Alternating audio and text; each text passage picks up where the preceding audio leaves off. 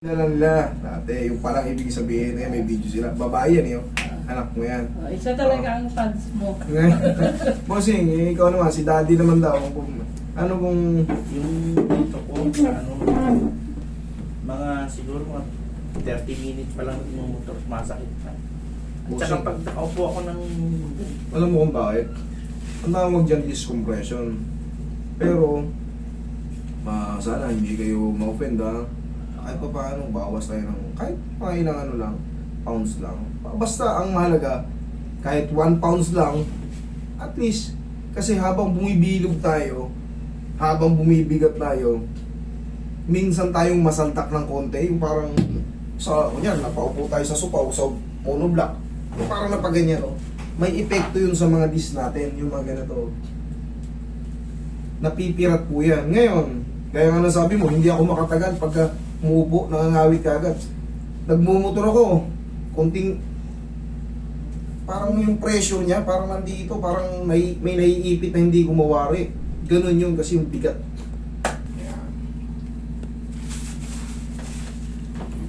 Relax lang ha.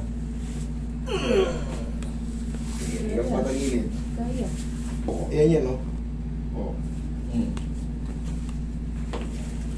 Tama, tagilid na lang. Tubig ito. Ayan, o. Ayan. Yan din yung pinagagawa ko sa inyo every morning. Okay? Relax lang. Isa. Oh. Straight na sa ilalim. Yan. Kabilang side. Pang ano yun eh. Yung second push. Ang pinakababa yun.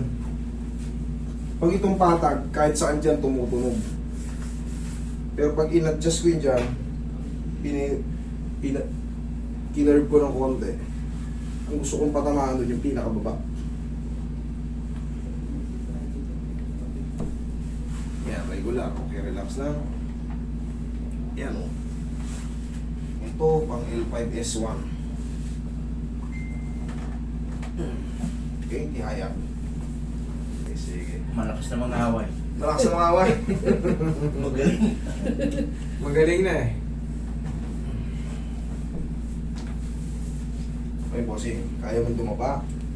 Sige, tapa.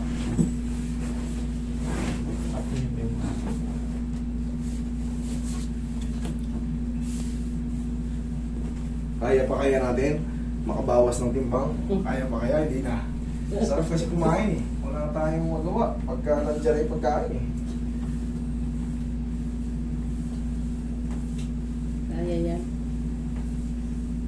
Ang mahirap kasi mag-diet pag ikaw nagda-diet ka tapos yung mga kasama mo sa bahay, mag-order ng masarap na pagkain, madadami ka.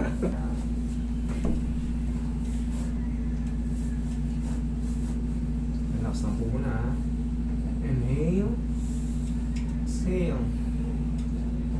Thank you. Yan lang muna, huwag tatayo. Okay. Gawin ka nga. Sige naman. Hindi. Ito, boss. Yan. Yan. Yan. Yun! Yun, okay? Tag-isa lang sa umaga. Okay, bossing? Upo ka. Obserbahan mo ngayon. Yan, nakaupo ko tayo ngayon. Patagalin natin ng konti. Kung nagkakaroon siya ng pressure o mas maganda na siya ngayon o ano, o mas lalong sumakit, Medyo ano na. release na. Oo, medyo gumanggang na. Okay, bossing. Yun lang ang tanging paraan dyan. Tapos, kahit pa paano bumili kayo ng PAW, kasi always, pag may mga discompression, always secondary muscle spasm. So, pag na-close ng PAW yun, yung mga muscle nyo, yung mga lamig-lamig, pag init ng PAW, tanggal ang lamig. Okay? Thank you so much.